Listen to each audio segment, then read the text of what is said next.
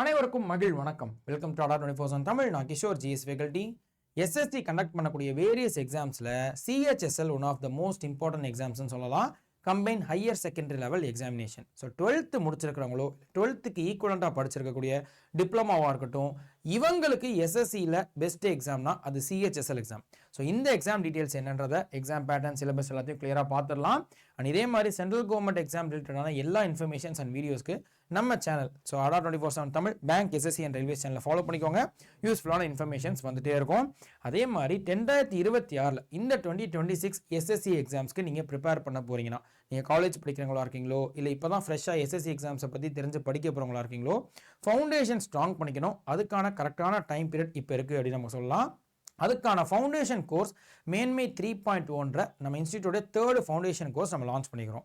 So அப்போ அடிப்படை வகுப்புகள்னு சொல்லக்கூடிய இந்த பேசிக் கிளாஸஸ் தான் இது இருக்க போது. ஸோ எஸ்எஸ்சி எக்ஸாம்ஸை பொறுத்த வரைக்கும் உங்களுக்கு reasoning, aptitude, English and general awareness, கூடவே கரண்ட் அஃபேர்ஸ் அண்ட் ஸ்டாட்டிக் ஜிகேன்னு இது எல்லாத்தையும் கம்ப்ளீட்டாக உங்களுக்கு புரிஞ்சுக்கிற மாதிரியான கிளாஸஸாக, ஆன்லைன் கிளாஸஸாக இந்த மேன்மை 3.2 நம்ம லான்ச் பண்ணுறோம். ஸோ இது இந்த ரிப்பப்ளிக் டேவை ஒட்டி தான் நமக்கு கிளாஸஸ் ஸ்டார்ட் ஆக போகுது ஜனவரி 24 ஸோ இந்த கோர்ஸை நீங்கள் ஆஃபரோடையும் ஜாயின் பண்ணிக்க முடியும். நம்ம இன்ஸ்டியூட்டில் எப்பயுமே ஃபெஸ்டிவல் டெம்பரல் ஆஃபர் இருக்கும். இந்த ரிப்பப்ளிக் டே குடியரசு தினத்துக்கும் அதே மாதிரி 32% வரைக்கும் ஆஃபர் கொடுக்குறாங்க. ஸோ Y890 இந்த கோடை யூஸ் பண்ணி இந்த ஆஃபரில் ஜாயின் பண்ணிக்கோங்க. பர்சன்டேஜ் 32 தாண்டி அமௌண்ட் குறையிறதை தாண்டி 2 வருஷம் வேலிடிட்டி கிடைக்கும். ஸோ 2 years வேலிடிட்டின்றது இன்னும் ஒரு பெட்டர் ஆப்ஷன் அப்படின்னு சொல்லலாம். கிட்டத்தட்ட 2028 வரைக்கும் நீங்கள் இந்த கோர்ஸை யூஸ் பண்ணிக்க முடியும். இது மட்டும் இல்லை, எந்த கோர்ஸாக இருந்தாலும் இந்த கோடை யூஸ் பண்ணும்போது மேக்ஸிமம் பெனிஃபிட்ஸ் இருக்கும். ஸோ செக் பண்ணி பாருங்கள். ஜாயின் பண்ணணும்னு இன்ட்ரெஸ்டடாக இருந்தீங்கன்னா கண்டிப்பாக கோடை யூஸ் பண்ணி ஜாயின் பண்ணிக்கோங்க.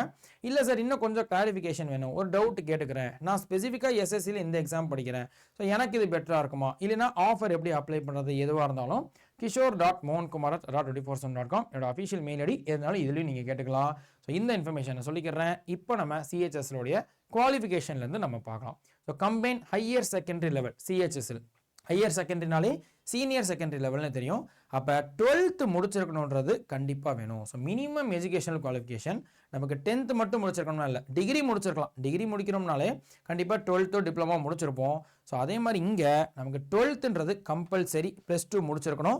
இல்லை நான் டிப்ளமா படிச்சிருக்கேன் சார், 10th முடிச்சுட்டு நான் டிப்ளமா படிக்க போயிட்டேன் அப்படின்னா டிப்ளமா முடிச்சிருந்தாலும் எலிஜிபிள் தான். ஸோ ஏன்னா டிப்ளமான்றது 12th ஈக்குவலன் தான் நம்ம இந்தியாவை பொறுத்த வரைக்கும். ஸோ 12th ஆர் டிப்ளமான்றது எஜுகேஷனல் குவாலிஃபிகேஷனில் மினிமம் குவாலிஃபிகேஷன். ஆனால் அதே ஏஜ் லிமிட்டை பொறுத்த வரைக்கும் யூஸ்வலாக சிஹெச்எஸ்எல் இருக்கக்கூடிய மோஸ்ட் ஆஃப் த போஸ்டிங்ஸ்க்கு நமக்கு 18 to 27 years. ஆனால் இந்த ஏஜ் லிமிட், அதாவது 27 வயசு வரைக்கும் தான் அப்ளை பண்ண முடியும். ஆனால் இந்த ஏஜ் லிமிட் ஜென்ரல் கேட்டகரியிலோ இல்லை அன்ரிசர்வ்டில் இருக்கவங்களுக்கு தான் அப்ளை ஆகுமே தவிர்த்து ஓபிசிலையோ எஸ்சி அண்ட் எஸ்டி கேட்டகரியில் இருக்கீங்கன்னா இதுலேருந்து ஏஜ் ரிலாக்ஸேஷன் இருக்கும். அப்போ நீங்கள் ஜென்ரல் கேட்டகரி ஒரு அன்ரிசர்வ்ட் கேட்டகரி இல்லை இடபிள்யூஎஸ்க்கும் சரி, இடபிள்யூஎஸ்ஸாகவும் இருந்தீங்கன்னா உங்களுக்கு ஏஜ் லிமிட் 18 to 27, 18லேருந்து 27. ஆனால் இதே ஓபிசியாக இருக்கீங்க, அதுவும் நம்ம தமிழ்நாடை பொறுத்த வரைக்கும் பிசி, எம்பிசி, டிஎன்சி, பிசிஎம் இந்த கேட்டகரியில் வர்ற எல்லாருமே சென்ட்ரல் கவர்மெண்ட் எக்ஸாம் அப்ளை பண்ணணும்னா ஓபிசி சர்டிஃபிகேட் வாங்கி தான் அப்ளை பண்ணணும். நம்ம தமிழ்நாட்டில் கொடுத்துருக்கூடிய எம்பிசி சர்டிஃபிகேட்டோ பிசி சர்டிஃபிகேட்டோ அங்கே செல்லாது. அதாவது அங்கே நம்ம அதை வச்சு அப்ளை பண்ணி ரிலாக்ஸேஷனோ இல்லை ரிசர்வேஷனோ அப்ளை பண்ணி வாங்க முடியாது. இவங்க எல்லாருமே ஓபிசின்ற ஒரு சர்டிஃபிகேட் வாங்கிக்கணும், அதர் பேக்வர்ட் கிளாஸ். ஸோ இ சேவை மையத்தில் போய் வாங்கிடலாம். மறக்காமல் இப்போ கூடிய சீக்கிரம் போய் வாங்கி வச்சுக்கோங்க. அதாவது அப்ளிகேஷன் வந்துச்சு அப்படின்னா அப்ளை பண்ணுறதுக்கு ஹெல்ப்ஃபுல்லாக இருக்கும். ஸோ அந்த ஓபிசி சர்டிஃபிகேட் வச்சிருக்கிறவங்களுக்கு, ஸோ அதுலேயும் ஒரு நான் க்ரீமி லேயராக இருந்தீங்கன்னா 3 years ரிலாக்ஸேஷன் இருக்கும். அப்போ ஓபிசி கேட்டகரியில் இருக்கிறவங்க நீங்கள் 30 வயசு வரைக்கும் அப்ளை பண்ணிக்கலாம். பட் அதே எஸ்சி அண்ட் எஸ்டி கேட்டகரியில் இருக்கீங்கன்னா உங்களுக்கு 5 years வரைக்கும் ரிலாக்ஸேஷன் இருக்கும். 32 வயசு வரைக்கும் அப்ளை பண்ணிக்கலாம். ஸோ அப்போ age limit common, general, unreserved, இடபிள்யூஎஸ்க்கு இது, ஓபிசி அண்ட் எஸ்சி அண்ட் எஸ்டிக்கு 3 வருஷமும் 5 வருஷம் ரிலாக்ஸேஷன் இருக்குன்றதை நான் தெளிவாக படுத்திக்கிறேன். அப்போ சிஹெச்எஸ்எல்ல என்னென்ன போஸ்டிங்ஸ்லாம் சார் இருக்கும், இப்போ சிஜிஎல்ல என்னென்ன போஸ்டிங்ஸ் இருக்கும், எக்ஸாம் பேட்டர்ன் என்ன இருக்கும், அதுக்குன்னு ஒரு தனி வீடியோ போட்டிருந்தேன், செக் பண்ணி பாருங்கள். கிட்டத்தட்ட அதே பேட்டர்ன் தான் இங்கேயும் இருக்குது எக்ஸாம் பேட்டர்ன். ஆனால் டிஃபிகல்ட்டி லெவல் கொஞ்சம் மாறும். அதே மாதிரி போஸ்டிங்ஸ் மாறுது. இப்போ CGL combine graduate level degree லெவல்ன்றதுனால கொஞ்சம் ஹை போஸ்டிங்ஸ் எல்லாமே அதில் இருந்திருக்கும், சிஜிஎல் எக்ஸாம்ஸில் இருந்திருக்கும். அதுக்கு அடுத்தபடியாக அதோடைய அசிஸ்டன்ட் லெவல் போஸ்டிங்ஸ் நிறைய இருக்கக்கூடியதாக தான் இந்த சிஹெச்எஸ்எல் இருக்கும்.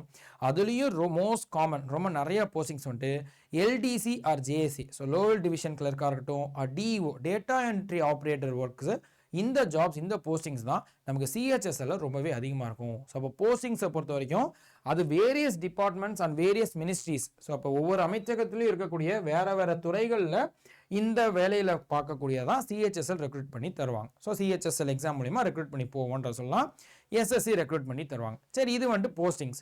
ஆனால் இப்போ எக்ஸாம் ப்ராசஸ் என்னவா சார் இருக்கும்? ஸோ இப்போ சிஹெச்எஸ்எல் எக்ஸாமை நான் கிளியர் பண்ணணும்னா எத்தனை ஸ்டேஜ் நான் கிளியர் பண்ணணும், என்னென்ன விஷயங்கள்லாம் இருக்குது? ஸோ ஃபஸ்ட்டு இந்த சிஹெச்எஸ்எல் எக்ஸாம்ன்றது நமக்கு 2 ஸ்டேஜ் எக்ஸாம்ன்றதை நமக்கு சொல்லலாம். ஸோ 2 ஸ்டேஜ், அந்த 2 ஸ்டேஜை தான் நமக்கு டயர்னு சொல்லுவோம். 2 டயர் எக்ஸாம். இந்த 2 ஸ்டேஜ் தான் மோஸ்ட் இம்பார்ட்டன்ட். ஆக்சுவலாக அதுக்கு அடுத்து இருக்கக்கூடிய விஷயங்களும் இம்பார்ட்டன்ட் தான். ஆனால் ரொம்ப நம்ம எஃபர்ட் போட்டு மோஸ்ட் இம்பார்ட்டண்ட்டாக நம்ம வந்துட்டு கற்றுக்க வேண்டியது, படிச்சுக்க வேண்டியதுன்னா இந்த 2 டயருக்காக தான் நம்ம ரொம்ப அதிகமாக எஃபர்ட் போட போகிறோம். Tier 1 and tier 2. So tier 1 வந்துட்டு நம்ம ப்ரிலிம்ஸ்ன்னு சொல்லலாம், ப்ரிலிமினரி எக்ஸாம்னு சொல்லலாம். அதே டயர் 2 வந்துட்டு மெயின் எக்ஸாம்னு சொல்கிறாங்க.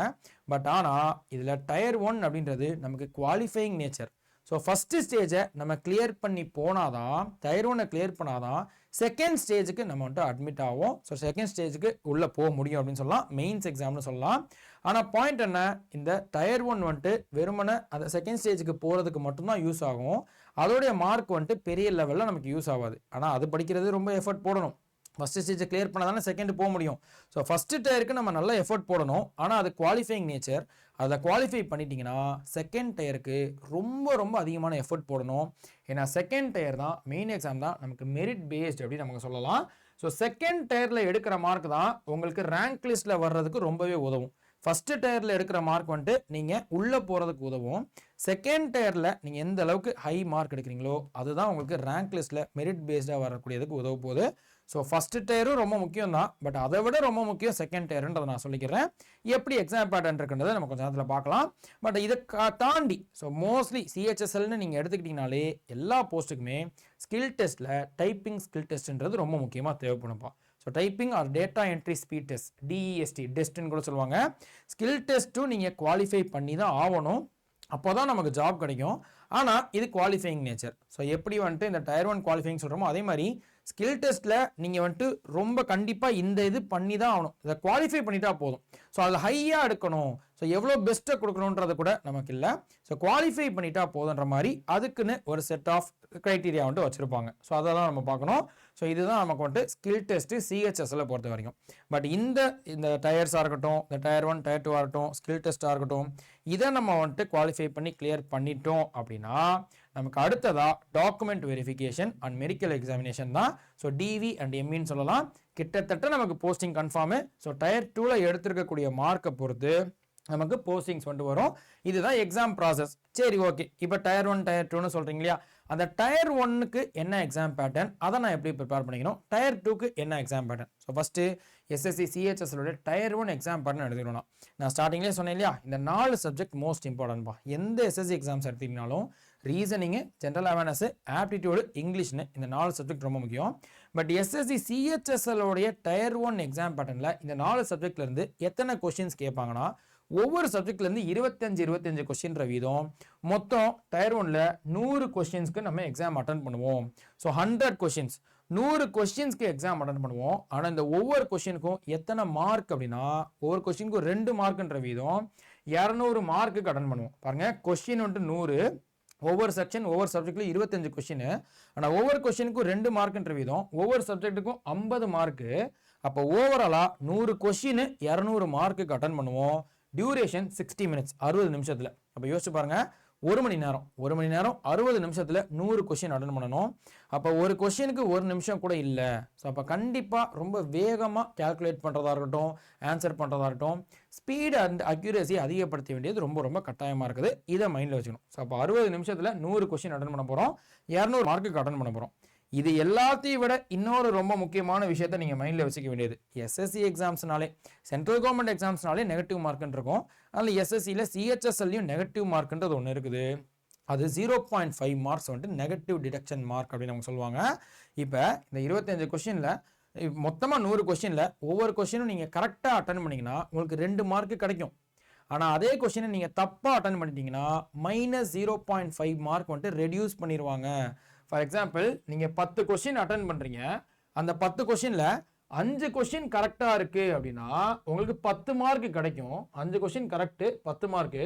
ஆனால் 5 கொஸ்டின் தப்புனா 2.5 மார்க். ஒவ்வொரு கொஸ்டினுக்கும் 0.5 குறைஞ்சு 5 கொஸ்டினுக்கு 2.5 மார்க் குறைஞ்சிரும்.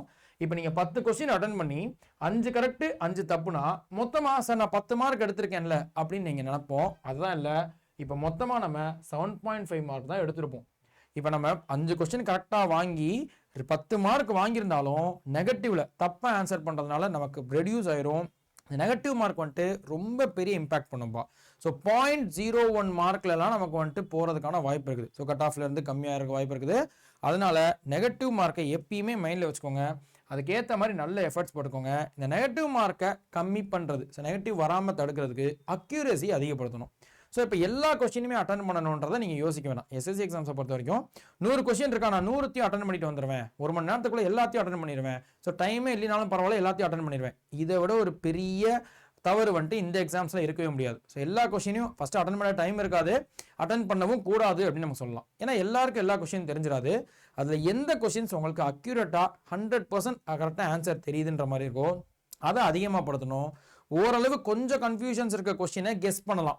ஸோ இதுவா அதுவா 2 ஆப்ஷனை தூக்கிட்டு 2 ஆப்ஷன் யோசிக்கும் போது ஏதாவது ஒன்று போட்டால் கரெக்டாக இருக்குன்றதை கொஞ்சம் கெஸ் பண்ணலாம். அதுக்குன்னு எல்லாத்தையும் அப்படி கெஸ் பண்ணக்கூடாது. சுத்தமாக தெரியாத கொஸ்டினை நீங்கள் விட்டுட்டு வந்துடணும், அட்டனே பண்ணக்கூடாது. ஏன்னா நிறைய பசங்க நம்ம ஓல்டு ஸ்டூடெண்ட்ஸும் சரி, இப்போ ரீசெண்டாக எக்ஸாம் எழுதுறவங்க சரி, சார் நான் வந்துட்டு நெகட்டிவ்ல நிறையா விட்டுட்டேன், ஸோ ஒரு 10 கொஸ்டினை நான் அட்டன் பண்ணாமல் இருந்தால் கூட, ஏன் சார் நான் ஒரு 5 கொஸ்டின் அட்டன் பண்ணாமல் விட்டுருந்தா கூட நான் உள்ளே போயிருப்பேன், தேவையில்லாமல் அந்த 5 கொஸ்டினை எக்ஸ்ட்ரா அட்டன் பண்ணி நெகட்டிவ்ல போய் எடுத்த மார்க் போயிருச்சு அப்படின்னு நமக்கு நிறைய வந்துட்டு அது கஷ்டமான ஒரு விஷயத்த சொல்கிற மாதிரி இருக்கும். ஸோ அந்த விஷயத்தில் நம்ம வந்துட்டு உள்ளே போயிடக்கூடாது. நெகட்டிவ் மைண்டில் வச்சுக்கிட்டு நல்லபடியாக அக்யூரஸை மெயின்டைன் பண்ணுன்றது நீங்கள் படிக்கணும். ஸோ ஆக மொத்தம் டயர் 1க்கு இந்த 4 சப்ஜெக்ட் ரொம்ப ரொம்ப முக்கியமாக படிக்க போகிறீங்க. சரி, அப்போ டயர் 1க்கு இந்த சப்ஜெக்ட்னா டயர் 2க்கு என்ன படிக்க போகிறீங்க? வேற ஒன்றும் இல்லை, இதே சப்ஜெக்ட்ஸ் தான், அதே அந்த சப்ஜெக்ட்ஸு, பட் பேட்டர்ன் மட்டும் நமக்கு மாறுது. இந்த டயர் 2 பேட்டர்னை கொஞ்சம் புரிஞ்சுக்கிறது கொஞ்சம் கஷ்டமாக இருக்கலாம், பட் முடிஞ்சளவு நான் தெளிவாக சொல்ல ட்ரை பண்ணுறேன். ஒன்றும் இல்லை, சிஜிஎல் வீடியோ இதே நீங்கள் பார்த்துருந்தீங்கன்னா சிஜிஎல்ல வந்த அதே டயர் 2 பேட்டர்ன் தான் இங்கே சிஹெச்எஸ்எல்லையும் கொண்டு வந்திருக்கிறாங்க. பட் இந்த பேட்டர்னில் ஒரு சில கொஸ்டின் நம்பர் மட்டும் சேஞ்ச் ஆகுது. ஸோ சிஜிஎல்லை விட கொஸ்டினுடைய நம்பர்ஸ் அண்ட் மார்க் வந்துட்டு கொஞ்சம் கம்மியாகுதே தவிர்த்து மற்றபடி சிஜிஎல்ல இருக்கக்கூடிய அதே பேட்டர்ன் மாதிரி தான் டயர் 2 சிஹெச்எஸ்எல்லையும் இருக்கும். இதில் இருக்கக்கூடிய விஷயங்களை பார்த்துடலாம். ஸோ ஃபஸ்ட்டு சிஹெச்எஸ்எல்லோடைய டயர் 2 எத்தனை மணி நேரம் நடக்கும்? டயர் 1 வந்துட்டு 1 மணி நேரம் 60 நிமிஷத்தில் நடக்கும் சொன்னோம் இல்லையா? பட் டயர் 2 எக்ஸாம்ன்றது எத்தனை மணி நேரம் நடக்கும்னா கிட்டத்தட்ட 2.5 மணி நேரம் நடக்கும்பா. ஸோ இந்த டயர் 2 எக்ஸாம் மொத்தமாக 2.5 மணி நேரம். ஆனால் அதில் 2.25 மணி நேரம்ன்றது ஒரு செஷனு, காமன் நேரம்ன்றது ஒரு செஷன். ஃபர்ஸ்ட் அந்த 2.25 மணி நேரத்தில் இருக்கக்கூடிய செஷன் 1ல என்னென்னலாம் பண்ண போகிறோம் அப்படின்றத பார்த்துலாம். ஸோ அந்த 2.25 மணி நேரம் செஷன் 1ல 3 செக்ஷனாக பிரிக்கிறாங்க. இந்த செஷன் 1 3ஆக பிரிக்கிறாங்க, செக்ஷன் 1, செக்ஷன் 2 அண்ட் செக்ஷன் 3. இதில் செக்ஷன் 1ல் 2 பார்ட் வருது. மேக்ஸ் ஆர் இந்த ஆப்டிடியூட்னு சொல்லலாம், mathematical abilities, general intelligence and reasoning. So அப்போ மேக்ஸும் ரீசனிங், அதாவது ஆப்டிடியூடும் ரீசனிங்கும் செக்ஷன் 1ல் வந்துடுது. மீதி இருக்கக்கூடிய 2 சப்ஜெக்ட், அதாவது இங்கிலீஷும் ஜென்ரல் அவேர்னஸும். அப்போ பாருங்களேன், இங்கே நீங்கள் டயர் 1ல் பார்த்த அதே 4 சப்ஜெக்ட் தான், ஆனால் கிளப் பண்ணியிருக்கிறாங்க, 2 கிளப் பண்ணியிருக்காங்க. ஸோ கேல்குலேட்டிவ் பார்ட்டாக இருக்கக்கூடிய மேக்ஸையும் ரீசனிங்கும் ஒரு செக்ஷன்லையும், கொஞ்சம் நம்ம இந்த தியரிட்டிக்கலாக நிறையா படிக்கக்கூடிய இங்கிலீஷையும் ஜென்ரல் அவேர்னஸையும் ஒன்றா கிளப் பண்ணி 2 செக்ஷனாக கொண்டு வந்திருக்கிறாங்க. இதுதான் அந்த சப்ஜெக்ட் வந்துட்டு பிரிக்கக்கூடியது. ஸோ செக்ஷனை பொறுத்து பிரிக்கிறாங்க. ஆனால் அதே அந்த ஒவ்வொரு சப்ஜெக்ட்லையும் எவ்வளோ கொஸ்டின்ஸ் கேட்க போகிறாங்கன்றதான் நமக்கு வந்துட்டு மாறுது. இப்போ பாருங்கள், செக்ஷன் 1ல் மேக்ஸும் சரி ரீசனிங் சரி, அதாவது ஆப்டிடியூடும் சரி ரீசனிங்கும் சரி, 2த்துலையும் 30 கொஸ்டின்ஸ் கேட்க போகிறாங்க. ஸோ அப்போ மேக்ஸில் 30, ரீசனிங் 30, மொத்தம் 60 கொஸ்டினுக்கு இந்த மேக்ஸ் அண்ட் ரீசனிங் அட்டன் பண்ண போகிறோம். ஆனால் இந்த ஒவ்வொரு கொஸ்டினுக்கும் 3 மார்க்குப்பா. ஸோ இப்போ பாருங்கள், டயர் 1ல் ஒவ்வொரு கொஸ்டினுக்கும் 2 மார்க்கு, ஒரு கொஸ்டினுக்கு 2 மார்க்கு. ஆனால் அதே டயர் 2ல் ஒவ்வொரு கொஸ்டினுக்கும் 3 மார்க்குன்ற வீதம். மேக்ஸ் 30 கொஸ்டின், ஆனால் அட்டன் பண்ணக்கூடிய மார்க் வந்துட்டு 90 மார்க்கு. ரீசனிங்கும் கொஸ்டின் 30, ஆனால் அட்டன் பண்ணக்கூடிய மார்க் வந்துட்டு 90 மார்க்கு. அப்போ ஓவராலாக இந்த செக்ஷன் 1ல் 60 கொஸ்டின், ஆனால் அட்டன் பண்ணுற மார்க் பாருங்கள் 180 மார்க், 180 மார்க்ஸுக்கு அட்டன் பண்ணுவோம். இது மொத்தத்தையும் 1 மணி நேரத்தில் முடிக்கிறோம். அப்போ 1 மணி நேரத்தில், ஸோ 60 மினிட்ஸில் 60 கொஸ்டின் முடிக்கணும். ஆனால் யோசிச்சு பாருங்கள், சார் நான் டயர் 1 வந்துட்டு நான் 1 மணி நேரத்தில் 100 கொஸ்டினே முடிச்சிட்டேன், ஸோ இந்த இடத்துல 60 மினிட்ஸில் நான் 100 கொஸ்டின் முடிச்சிருப்பேனே, எனக்கு இதெல்லாம் அசால்ட்டு தானே அப்படின்னு நம்ம நினைப்போம். ஆனால் அதுதான் இங்கே வந்துட்டு பெரிய இஷ்யூவே. டிஃபிகல்ட்டி லெவல் கொஞ்சம் அதிகமாக இருக்கும். அட் த சேம் டைம் ரெண்டுமே கால்குலேட்டிவ் பார்ட். ஸோ ஒரு கொஸ்டினுக்கு ஒரு நிமிஷம் தான் கிடைக்குது, ஆனால் அதை விட கொஞ்சம் அதிகமாக போனாலும் எல்லா கொஸ்டின் அடிப்படும். ஆக்சுவலாக கொஞ்சம் டிஃபிகல்ட்டாக தான் இருக்கும். நம்ம நினைக்கிற மாதிரி ஒரு கொஸ்டினுக்கு ஒரு நிமிஷத்தில் நான் அட்டன் பண்ண முடியுமா அப்படின்னு அது ரொம்ப லெத்தார்ஜிக்காக இருந்துடக்கூடாது. எஃபர்ட்ஸ் அதிகமாக போடணும். 60 கொஸ்டின் 150 மார்க்குக்கு செக்ஷன் 1 வந்துட்டு நம்ம அட்டன் பண்ண போகிறோம். இப்போ இந்த டயர் 2க்கு நீங்கள் கிளியர் பண்ணிட்டீங்க. டயர் 1 கிளியர் பண்ணி டயர் 2க்கு உள்ளே வந்துட்டீங்கன்னா அந்த 2.25 மணி நேரத்தில் ஃபஸ்ட்டு 1 மணி நேரம் இந்த செக்ஷன் அட்டன் பண்ணுவோம்பா. ஸோ ஃபஸ்ட்டு 60 மினிட்ஸ் 1 மணி நேரம் இந்த 2 சப்ஜெக்டையும் அட்டன் பண்ணி 60 கொஸ்டின் அட்டன் பண்ணுவோம். அந்த 60 கொஸ்டின் அட்டன் பண்ணுறோமோ இல்லையோ 1 மணி நேரம் முடிஞ்சு போச்சுன்னா ஆட்டோமேட்டிக்காக நம்ம ஸ்க்ரீனில் இந்த செக்ஷன் 1 க்ளோஸ் ஆகிட்டு செக்ஷன் 2 ஓப்பன் ஆகிடும். ஸோ செக்ஷனல் டைமிங் இருக்குது. மறுபடியும் செக்ஷனல் கட் ஆஃப் இல்லை சார், நான் இந்த ஒவ்வொரு செக்ஷனுக்கும் இவ்வளோ மார்க் மினிமம் எடுக்கணும்னு இருக்கா. பேங்கிங் எக்ஸாம்ஸில் செக்ஷனல் கட் ஆஃப் கொஞ்சம் அதிகமாக இருக்கும். ரீசனிங்கில் இத்தனை நிமிஷத்தில் நீங்கள் இவ்வளோ எடுக்கணும், ஆப்டிடியூடில் இத்தனை நிமிஷத்தில் இவ்வளோ எடுக்கணும் அப்படின்னு பேங்கிங்கில் இருக்கும். பட் எஸ்எஸ்சியில் செக்ஷனல் கட் ஆஃப்ன்றது இல்லை. நீங்கள் கலந்து எல்லாத்துலேயும் சேர்ந்து எது உங்களுக்கு பெஸ்ட்டாக வருதோ அதில் பெஸ்ட்டு கொடுத்து நிறையா மார்க் எடுத்தாலும் நல்லது தான். பட் ஆனால் டைமிங் வந்துட்டு செக்ஷனல் டைமிங்ன்றதை கொண்டு வந்திருக்கிறாங்க. அப்போ செக்ஷன் 1 வந்துட்டு நீங்கள் அட்டன் பண்ணி முடிச்சிருக்கிறதுக்கு அதை நீங்கள் ஃபுல் கொஸ்டின் அட்டன் பண்ணுறீங்களோ இல்லையோ 1 மணி நேரத்தில் அதோடைய டைம் முடிஞ்சு போயிடும். ஸோ செக்ஷன் 1 முடிஞ்சு அதுக்கடுத்து செக்ஷன் 2, ஸோ 2வது செக்ஷன் ஸ்டார்ட் ஆயிரும். ஸோ 2வது செக்ஷனில் மீதி இருக்கக்கூடிய அந்த நிறைய தியரட்டிக்கல் வரக்கூடிய இங்கிலீஷ் காம்ப்ரிஹென்ஷன் ஆகட்டும், ஜென்ரல் அவேர்னஸ், இந்த 2 சப்ஜெக்ட் வரப்போகுது. ஸோ இங்கிலீஷ் லாங்குவேஜில் இதுதான் இருக்குதுலே வெயிட்டேஜ் அதிகம். சிஜிஎல்லையும் சரி சிஹெச்எஸ்எல்லையும் சரி டயர் 2ல் நமக்கு அதிக வெயிட்டேஜ் இருக்கக்கூடிய ஒரு சப்ஜெக்ட்னா அது இங்கிலீஷ் தான். சிஜிஎல்லையும் அதுக்கு தான் அதிகம், சிஹெச்எஸ்எல்லையும் அதுக்கு தான் அதிகம். கிட்டத்தட்ட பாருங்களேன், மேக்ஸுக்கோ இல்லை ரீசனிங்கோ 30 கொஸ்டின், ஜென்ரல் அவேர்னஸ்க்கு ரொம்ப கம்மி. ஆக்சுவலாக வெறும் 20 கொஸ்டின் தான் கேட்குறாங்க. டயர் 1ல் கூட 25, இதில் வெறும் 20 கொஸ்டின் தான். ஆனால் இங்கிலீஷ்க்கு பார்த்தீங்கன்னா 40 கொஸ்டின் கேட்குறாங்க. அப்போ பாருங்கள், செக்ஷன் 2வும் நமக்கு செக்ஷன் 1 மாதிரி 60 கொஸ்டின் தான். ஸோ அப்போ செக்ஷன் 1லையும் 60 கொஸ்டின் தான், செக்ஷன் 2லையும் 60 கொஸ்டின் தான். மார்க்கும் அதே மாதிரி 3 மார்க்கு 150 மார்க்கு தான் அட்டன் பண்ண போகிறோம். பட் செக்ஷன் 1ல் maths reasoning equal weightage, section 2ல் இங்கிலீஷ்க்கு அதிக வெயிட்டேஜ். ஓவராலாக எடுத்துக்கிட்டிங்கனாலே இங்கிலீஷ்க்கு தான் அதிக வெயிட்டேஜ். 40 கொஸ்டின் 120 மார்க்கு அட்டன் பண்ண போகிறோம். General awareness 20 question 60 mark. But overall இந்த செகண்ட் 1 ஹவர் 2வது 1 மணி நேரத்தில் 60 கொஸ்டின் மறுபடியும் அட்டன் பண்ண போகிறோம். 150 மார்க்கு அட்டன் பண்ண போகிறோம். கம்பேரிட்டிவ்லி பட் பாருங்க, இந்த இடத்துல நிறைய கால்குலேட் பண்ணணும். இந்த இடத்துல டக்குன்னு பார்த்த உடனே ஆன்சர் தெரிகிற மாதிரியும் நிறைய கொஸ்டின்ஸ் இருக்கும், ரொம்ப கன்ஃபியூஸ் பண்ணுற மாதிரியும் இந்த இடத்துல கொஸ்டின்ஸ் இருக்கும். அதனால இதுக்கும் நம்ம எஃபர்ட் போட வேண்டியது இருக்குது. பட் இதுதான் ஃபர்ஸ்ட் 2 செக்ஷன். இப்போ இந்த 2 செக்ஷன் 2 மணி நேரத்தில் முடிஞ்சிருச்சா? மொத்தம் 2.25 மணி நேரம். அதில் 2 மணி நேரத்தில் முடிஞ்சு இப்போ இந்த செக்ஷன் 2லையுமே முதல் சொன்ன மாதிரி இந்த 60 கொஸ்டின் அட்டன் பண்ணி முடிக்கிறோமோ முடிக்கலையோ அடுத்த செக்ஷன் வந்துட்டு ஸ்டார்ட் ஆகிடும். செக்ஷன் 3 வந்துட்டு ஸ்டார்ட் ஆகிடும். அது கம்ப்யூட்டர் நாலேஜ் டெஸ்ட் அப்படின்னு நமக்கு சொல்லலாம். அப்போ கம்ப்யூட்டர் ரிலேட்டடான கொஷின்ஸ். பட் இதில் பாயிண்ட் பாருங்கள், இது குவாலிஃபைங் நேச்சர் தான். ஸோ இப்போ இதுக்கு முன்னாடி சொன்ன மேக்ஸு, ரீசனிங்கு, இங்கிலீஷ், ஜென்ரல் அவேர்னஸில் எவ்வளோக்கு எவ்வளோ சூப்பர் மார்க் எடுக்கிறீங்களோ, எவ்வளோக்கு எவ்வளோ அக்யூரேசி மெயின்டைன் பண்ணி இந்த 150 + 150 மொத்தம் 360 மார்க்கு. அதே மாதிரி மொத்த கொஸ்டின் 60 + 60 120 கொஸ்டின். இந்த 120 கொஸ்டின் 360 மார்க்குக்கு நீங்கள் எவ்வளோ எஃபர்ட் போட்டு எடுக்கிறீங்களோ அதுதான் ரொம்ப ரொம்ப முக்கியம். இந்த 360 மார்க்குக்கு தான் உங்களுக்கு மெரிட் லிஸ்ட்டே வரும். இந்த 360 மார்க்கில் நீங்கள் எவ்வளோ அதிகமாக எடுக்கிறீங்க? 360 மார்க்கில் 320க்கு மேலே எடுக்கிறீங்க, 330க்கு மேலே எடுக்கிறீங்கன்னா சூப்பர், வேறு லெவல். ஸோ இந்த 360 மார்க்கில் எவ்வளோ எடுக்கிறீங்கன்றதான் ரொம்ப முக்கியம். ஆனால் அதுக்குன்னு இந்த செக்ஷன் 3ல் வரக்கூடிய கம்ப்யூட்டர் நாலேஜ் முக்கியமே இல்லைன்னு சொல்லலை. இதை குவாலிஃபை பண்ண வேண்டியது அவசியம். பட் மார்க் அதில் எவ்வளோ எடுக்கிறோன்றது பிரச்சனை இல்லை. ஸோ அப்போ இந்த குவாலிஃபைங் நேச்சரில் இருக்கக்கூடிய கம்ப்யூட்டரில் எத்தனை கொஸ்டின் கேட்பாங்கன்னா, கம்ப்யூட்டர் நாலேஜில் 15 கொஸ்டின்ஸ் 15 கொஸ்டின் கேட்குறாங்க. மறுபடியும் அந்த ஒவ்வொரு கொஸ்டினுக்கும் டயர் 2னாலே ஒவ்வொரு கொஸ்டினுக்கும் 3 மார்க் தான். ஸோ 15 கொஸ்டின் ஒவ்வொரு கொஸ்டினுக்கும் 3 மார்க்ன்ற விதம் 45 மார்க்குக்கு நம்ம அட்டன் பண்ண போகிறோம் செக்ஷன் 3. So computer நாலேஜில். ஆனால் இது qualifying nature. So minimum percentage நம்ம குவாலிஃபை பண்ணிட்டா போதும். இது 15 மினிட்ஸில். ஸோ 15 கொஸ்டின் 15 நிமிஷம் டக்குன்னு முடிஞ்ச மாதிரி இருக்கும். ஸோ இதுதான் ஃபஸ்ட்டு செஷன். ஸோ 2.25 மணி நேரத்துக்கு இந்த 3 செக்ஷனும் நடக்கும். இதில் இந்த ஃபஸ்ட்டு 4 சப்ஜெக்ட் மோஸ்ட் இம்பார்ட்டன்ட், மெரிட்டுக்கு வரக்கூடியது.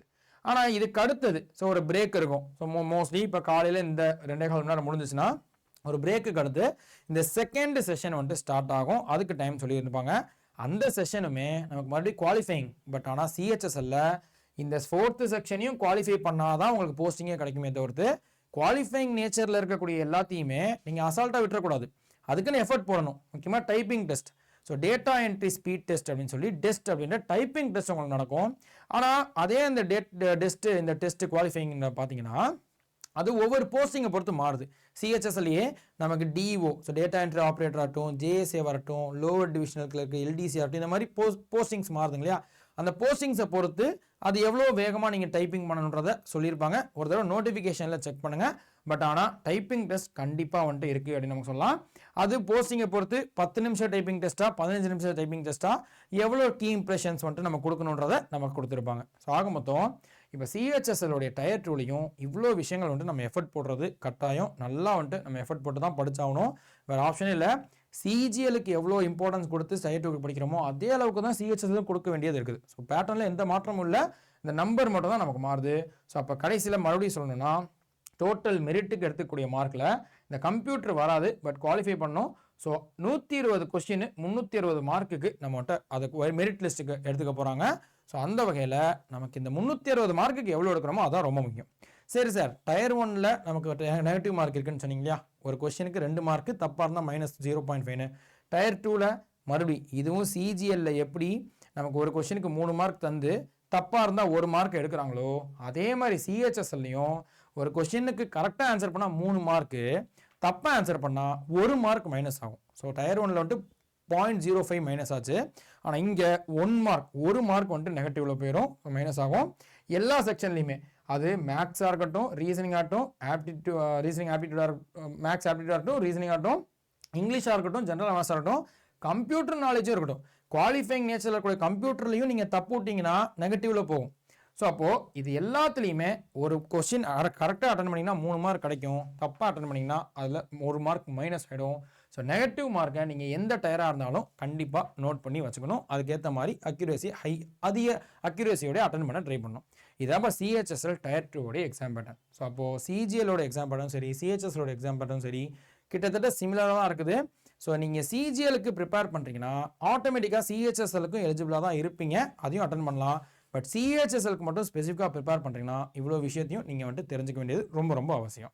இதை தாண்டி சார் இப்போ எக்ஸாம் பேட்டர்ன் சொன்னீங்க, இந்த ஒவ்வொரு சப்ஜெக்ட் இத்தனை இருக்குது இதெல்லாம் சொன்னீங்க, ஒவ்வொரு சப்ஜெக்டில் நான் என்ன படிக்கணும், சிலபஸ் என்ன அப்படின்னு கேட்டிங்கன்னா, ஸோ ரீசனிங்க்கு யூஸ்வலாக இந்த கோடிங், டிகோடிங், பிளட் ரிலேஷன்ஸ் ஆகட்டும், பேப்பர் ஃபோல்டிங்காக இருக்கட்டும், டயக்ராமு, சிலாஜிசம், வென் டயக்ராம்ஸ் ஆகட்டும், இதெல்லாம் ரீசனிங்கில் வரக்கூடிய அந்த டாபிக்ஸ். So common topics. ஆனால் இது வந்துட்டு எக்ஸ்க்ளூசிவ் கிடையாது, இது மட்டும் கிடையாது, இன்னும் கொஞ்சம் இருக்கும்.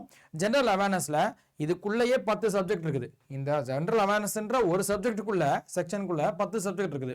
ஹிஸ்ட்ரி, ஜியோகிரஃபி, பாலிட்டி, எக்கனாமிக்ஸு, சயின்ஸில் ஃபிசிக்ஸ், கெமிஸ்ட்ரி, பாட்னி, ஜுவாலஜி, அது பயாலஜின்னு கூட சொல்லலாம். ஆனால் அது போக current affairs, static GK, computer knowledge அப்படின்னு 10 சப்ஜெக்ட் கிட்ட நமக்கு வந்து இந்த ஜென்ரல் அவேர்னஸ்லேயே வரும். ஸோ அது எல்லாத்தையுமே வந்து நம்ம நல்லா படிக்க வேண்டியது இருக்குது. அதே ஆப்டிடியூடில் ஸோ நம்பர் சிஸ்டம் ஆகட்டும், profit and loss, geometry, algebra. இப்போ சிஜிஎல், சிஹெச்எஸ்எல்ல சிலபஸோடைய டிஃப்ரென்ஸில் பார்த்தீங்க அப்படின்னா சில எக்ஸாம்ஸ்க்கு அட்வான்ஸ் மேக்ஸ் அப்படின்றதும் நமக்கு வர்ற மாதிரி இருக்கும், சில எக்ஸாம்ஸ்க்கு அது வந்துட்டு இருக்காத மாதிரி இருக்கும். ஸோ அப்படி பார்க்கும்போது சிஹெச்எஸ்எல்லுடைய சிலபஸோ அதே வந்துட்டு இங்கிலீஷ் காம்ப்ரிஹென்ஷன்லையுமே error spotting, fill in the blanks, synonyms, ஆண்டனிம்ஸ்னு சிஹெச்எஸ்எல்லுடைய சிலபஸை அது இந்த ஒரு ஸ்லைடில் முடிச்சிட முடியாது, அது இன்னும் கொஞ்சம் டீட்டெயிலாக பார்க்க வேண்டியது இருக்குது. ஸோ ஒரு ஐடியாவுக்கு இங்கே தெரிஞ்சுக்கோங்க, பட் ஒவ்வொரு சப்ஜெக்டோடைய சிலபஸையும் இன்னும் கொஞ்சம் டீட்டெயிலாக பார்த்து அதை நீங்கள் படிக்க ஸ்டார்ட் பண்ணிக்கிட்டீங்கன்னா ரொம்ப ரொம்ப பெட்டர். இதை நான் சொல்லிக்கிறேன். இப்போ இதே இந்த சிஹெச்எஸ்எல் எக்ஸாம் எப்போ சார் எதிர்பார்க்கலாம்? ஸோ இது டென்டேட்டிவ் ஆனுவல் கேலண்டர், மறுபடியும் சொல்கிறேன், அஃபீஷியலாக இது எஸ்எஸ்சி வெப்சைட்டில் வந்துச்சு, ஜனவரி மாதம் இந்த பொங்கலுக்கு கொஞ்சம் முன்னாடி வந்துட்டு மறுபடி மதியம் வந்துச்சுன்னா ஈவினிங்கே அதை தூக்கிட்டாங்க வெப்சைட்லேருந்து. ஏன்றது நம்மளுடைய ஒரு சின்ன கெஸ் என்னன்னா, ஆர்பிஎஃப் எக்ஸாம்ஸ் வந்து எஸ்எஸ்சி கண்டக்ட் பண்ண போகிறதா சொல்லியிருந்தாங்க. அந்த டீட்டெயில்ஸ் வந்து இதில் கொடுக்கல, இந்த ஆனுவல் பிளானரில் ரிமூவ் பண்ணாங்க இல்லையா வெப்சைட்லேருந்து, அதில் கொடுக்கல. அதை இன்க்ளூட் பண்ண போகிறாங்களா என்னன்றது தெரியல, அதனால ரிமூவ் பண்ணிட்டாங்கன்னு நமக்கு ஃபீல் ஆகுது. பட் ஆனால் அந்த ஆனுவல் பிளானரில் கொடுத்த அந்த டேட் பார்த்தீங்கன்னா சிஹெச்எஸ்எல்லுடைய இந்த நோட்டிஃபிகேஷன் ஏப்ரல் மாதம் இருக்கலான்றதை டென்டேட்டிவ்லி கொடுத்துருந்தாங்க. அண்ட் நம்மளோட கெஸ்ஸுமே மோஸ்ட்லி ஏப்ரல் மாதம் நோட்டிஃபிகேஷன் வரதுக்கு வாய்ப்பு இருக்குது அப்படின்னு நம்ம சொல்லலாம். கொஞ்சம் முன்ன பின்ன இருக்கும், ஏப்ரலுக்கு கொஞ்சம் ஒரு மே வரலாம், கொஞ்சம் முன்ன பின்ன இருக்குமே தவிர்த்து இந்த ஏப்ரல் மேவை ஒட்டி சிஹெச்எஸ்எல் நோட்டிஃபிகேஷன் வரதுக்கு நிறைய வாய்ப்பு இருக்குது. எக்ஸாம் வந்து ஜூலைலேருந்து செப்டம்பர் வரைக்கும் இருக்க மாதிரி இவங்க சொன்னது நடக்கிறதுக்கு நிறைய வாய்ப்பு இருக்குது. ரிவைஸ்டு ஆனுவல் கேலண்டர் விட்டுட்டாங்கன்னா இன்னும் ஒரு பெட்டர் ஐடியா கிடச்சிரும். அப்போ இதுலேருந்து நான் சொல்ல வேண்டியது என்னன்னா, நோட்டிஃபிகேஷன் வரதுக்கு இன்னும் ஒரு 3 மாதம் 4 மாதம் கிட்ட தான் இருக்குது, எக்ஸாம் வரதுக்கு ஒரு 5 மாதம் 6 மாதம் கிட்ட தான் இருக்குது. ஸோ அப்போ இன்னையிலேருந்து நீங்கள் சூப்பராக படிக்க ஆரம்பிச்சிங்கன்னா கூட நீங்கள் சிஹெச்எஸ்எல் எக்ஸாமுக்கு சூப்பராக கிளியர் பண்ண முடியும். ஸோ ஃபவுண்டேஷன் ஸ்ட்ராங்காக படிச்சுக்கோங்க. ஸோ தெளிவாக வந்துட்டு ஸோ அப்போ ரீசனிங்கோ இல்லை ஆப்டிடியூடுக்கோ நீங்கள் ப்ராக்டிஸ் ரொம்ப முக்கியம். நிறைய அந்த ஷார்ட்கட்ஸ் எல்லாத்தையுமே நல்லா ஞாபகம் வச்சுக்கிட்டு ப்ராக்டிஸ் பண்ணி எந்த டைப்பில் கொஸ்டின் கேட்டாலும் அழகாக போடுற மாதிரி நீங்கள் வந்து ப்ராக்டிஸ் பண்ணிக்கணும். இங்கிலீஷ்க்கும் அதே ஜிஎஸ் அண்ட் ஜென்ரல் அவேர்னஸ்க்கும் ரிவிஷன் ரொம்ப முக்கியம். எக்கச்சக்கமாக பார்த்ததே மறுபடியும் பார்த்து ரிவிஷன் பண்ணிக்கணும். ஸோ இதுதான் நமக்கு ஸ்ட்ராட்டஜி. இதை தாண்டி தனித்தனி சப்ஜெக்ட்டுக்கு ஒவ்வொரு ரெஸ்பெக்டிவ் ஸ்டாஃப் கொண்டு வருவாங்க, செஷன்ஸ் அண்ட் ஏதாவது வீடியோஸ்ன்ட்டு அதையும் பார்த்து தெரிஞ்சுக்கோங்க. ஸோ இது இன்ஃபர்மேஷன் யூஸ்ஃபுல்லாக இருக்கும்னு நினைக்கிறேன். ஸோ நான் ஆல்ரெடி சொன்ன மாதிரி இப்போ இந்த சிஹெச்எஸ்எல் எக்ஸாம்ஸ்க்கு படிக்கிறீங்கனாலோ இல்லை சிஜிஎலுக்கோ எம்டிஎஸ்க்கோ 2026 வரக்கூடிய எஸ்எஸ்சி எக்ஸாம்ஸ்க்கு படிக்கிறதுக்கு இதுதான் ரொம்ப கரெக்டான டைமு. ஸோ அதுக்கான ஃபவுண்டேஷன் கோர்ஸ் இப்போ நம்ம ஸ்டார்ட் பண்ணிக்கிறோம். ஏன்னா நாள் தள்ளி போக நிறைய பேர் வந்துட்டு நம்ம இன்ஸ்டியூட்லேயே நோட்டிஃபிகேஷன் வந்ததுக்கப்புறம் தான் நிறைய பேட்ச் ஜாயின் பண்ணுவாங்க. ஆனால் நோட்டிஃபிகேஷன் வந்து 1.5 மாதம் 2 மாதத்தில் எக்ஸாம் இருக்கும். எப்படி நமக்கும் ரொம்ப கஷ்டம், சிலபஸ் முடிக்கிறது ரொம்ப கஷ்டம், படிக்கிறதுக்கும் ரொம்ப கஷ்டம். ஸோ எப்பயுமே பெஸ்ட்டாக நான் சொல்கிறது ஸ்டார்ட் ஏர்லி ஸ்டார்ட் வந்து பெஸ்ட்டுன்னு சொல்லிக்கிறேன். ஸோ அப்போ இப்போ நீங்கள் உங்களுக்கு ஐடியா இருக்குது, எஸ்எஸ்சி எக்ஸாம்ஸ் படிக்கிறதுக்கு ஐடியா இருக்குனாலே தாராளமாக நீங்கள் வந்துட்டு ஃபவுண்டேஷன் கோர்சஸ் ஜாயின் பண்ணி ஸ்டார்ட் பண்ணுறது நல்லது. நம்ம இன்ஸ்டிடியூட்டில் மேன்மை 3.1 ஃபவுண்டேஷன் கோர்ஸ் எஸ்எஸ்சிக்கான ஃபவுண்டேஷன் பேட்ச் லான்ச் பண்ணிக்கிறோம். ஸோ இந்த ரிப்பப்ளிக் டே ஒட்டி வந்துட்டு அது ஸ்டார்ட் ஆக போகுது January 24. ஸோ இந்த ரிப்பப்ளிக் டே ஆஃபரோட ஜாயின் பண்ணிக்கலாம். அண்ட் இன்னொரு சின்ன சஜஷன், எஸ்எஸ்சியில் நீங்கள் எந்த எக்ஸாம்ஸ் படிக்கிறதுனாலும் அந்த ஃபவுண்டேஷன் பேட்ச் ஓகே. ஆனால் இப்போ எஸ்எஸ்சிலேயே நான் ஜேஇ எக்ஸாம் படிக்கணும் சார், அப்போ ஜேஇயில் டெக்னிக்கல் சப்ஜெக்ட் வரும் இல்லை, ஆனால் அந்த எஸ்எஸ்சியில் நான் படிக்கிறேன் பட் ஆர்ஆர்பி ரயில்வேஸ் வந்துச்சுன்னா அந்த நோட்டிஃபிகேஷன் அட்டன் பண்ணணும்னு ஆசைப்பட்றேன், அந்த எக்ஸாமும் இல்லை டிஎன்பிசி ஆனுவல் பிளானர் விட்டுருக்காங்க, எஸ்எஸ்சி படிச்சுட்டு டிஎன்பிசியோடைய வீடியோஸையும் பார்க்கணுன்னு ஆசைப்பட்றேன், தனித்தனியாக பேட்ச் ஜாயின் பண்ணால் நிறைய காஸ்ட் ஆகும். பட் அதில் நம்ம இன்ஸ்டிடியூட்டில் ஒரு பெரிய அட்வான்டேஜ் தமிழ்நாடு மெகா பேக்ன்றது இருக்குது. இந்த ஒரு கோர்ஸ் ஜாயின் பண்ணிக்கிட்டிங்கன்னா பேங்கிங், எஸ்எஸ்சி, ரயில்வேஸ்னு, டிஎன்பிசின்னு எல்லா வீடியோஸையும் ஆக்சஸ் பண்ண முடியும். பட் இந்த கோர்ஸை நீங்கள் ஆஃபர் அப்போ ஜாயின் பண்ணிக்கிறது தான் எப்பயுமே பெஸ்ட்டு. டபுள் வேலிடிட்டின்னு இந்த மாதிரி ஃபெஸ்டிவல் டைமில் ஆஃபர் கொடுப்பாங்க. ஸோ இந்த ரிப்பப்ளிக் டேக்கோ இப்போ பொங்கல் கொடுத்தாங்க, இந்த மாதிரி ஸ்பெஷல் டேஸில் இந்த ஆஃபர்ஸ் இருக்கும். அப்போது நீங்கள் இந்த Y890 கோடை யூஸ் பண்ணி 2 வருஷத்துக்கு இதில் எந்த கோர்ஸை ஜாயின் பண்ணாலும் 2 வருஷத்துக்கு நீங்கள் யூஸ் பண்ணிக்க முடியும். கண்டிப்பாக இதை பாருங்கள், செக் பண்ணி பார்த்து 30% ஆஃபரோடையும் ஜாயின் பண்ணிக்கோங்க. வேறு ஏதாவது டவுட் இருக்குன்னா என்னோட அஃபிஷியல் மெயில் ஐடி kishore.mohankumar@24/7.com. எந்த டவுட்னாலும் இதுலையும் கேட்டுட்டு நீங்கள் வந்துட்டு ஜாயின் பண்ணிக்கலாம். ஸோ இதான் நான் சொல்லிக்கிறேன் இப்போ. ஸோ இதான் இன்ஃபர்மேஷன். ஸோ கிளியராக இருந்திருக்கும்னு நினைக்கிறேன். ஸோ வேறு ஏதாவது காமன் டவுட் இருந்துச்சுனாலுமே கீழே இருக்கக்கூடிய கமெண்ட் செக்ஷன்லையும் கூட நீங்கள் வந்துட்டு கேளுங்க, நான் பார்த்துட்டு வந்து சொல்கிறேன். அண்ட் நம்ம Telegram channel, Instagram channel Kishore GS educator அதனால் 24/7 தமிழ் ஃபாலோ பண்ணிக்கோங்க. அதுலேயும் சில இன்ஃபர்மேஷன்ஸ் ஆர் பிடிஎஃப் ஷேர் பண்ணால் உங்களுக்கு பெட்டராக கிடைக்கும் அப்படின்னு நான் சொல்லிக்கிறேன். ஸோ இதுதான் சிஹெச்எஸ்லுடைய எக்ஸாம் பேட்டர்ன். சிஜிஎலுக்கும் சரி சிஹெச்எஸ்லும் சரி அண்ட் எதுவாக இருந்தாலும் ஸ்டார்ட் ஏர்லின்றதை மறுபடியும் சொல்லிக்கிறேன். நல்லபடியாக படிங்க, கான்ஃபிடென்ட்டாக படிங்க, நல்லதே நடக்குன்ற நம்பிக்கையோட. ஸோ நெக்ஸ்ட் வீடியோவில் வேற ஒரு கண்டென்ட்டில் பார்ப்போம். அன்டில் தென் நன்றி, வணக்கம்.